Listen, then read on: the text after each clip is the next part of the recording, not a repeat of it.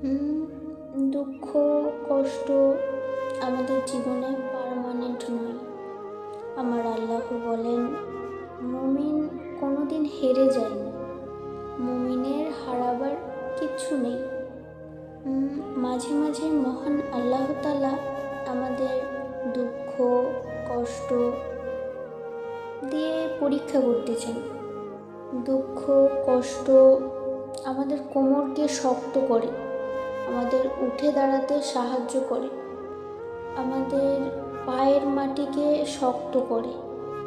মহান আল্লাহ তাআলা বলেছেন, সুখে থাকলে শুকরিয়া আদায় করো, আর যদি তুমি দুঃখে থাকো তাহলে ধৈর্য ধারণ করে আমাকে ডাকো, মন থেকে ডাকো। তাই মুমিনের হারাবার মতো কিচ্ছু নেই। কষ্টের পরেই আছে আনন্দ, দুঃখের পরেই আছে সুখ।